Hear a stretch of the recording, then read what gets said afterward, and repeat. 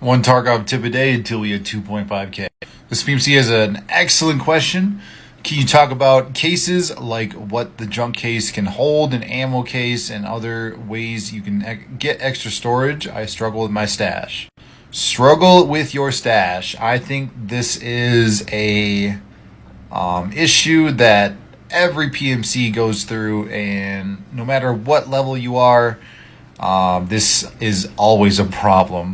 While there are a ton of cases, I'm just going to cover the ones that you should get primarily first, especially starting out. If you want any more detail, please just let me know in the comments. And if you want the end game cases as well, let me know in the comments as well. The very first case that you should try and concentrate getting on, and I put them in order here of precedence, but you want to try to get a Lucky Scav junk box very first. This is one of the most useful boxes or cases in the entire game.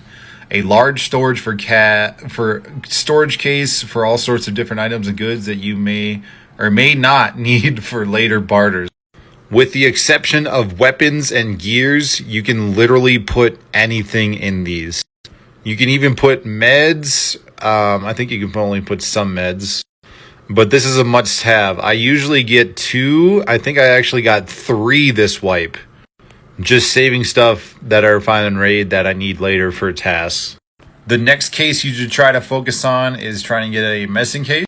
Here is where you can store all of your meds. It's pretty useful. Usually starting out, I'll have like all my meds in a large backpack until I can get a medicine case.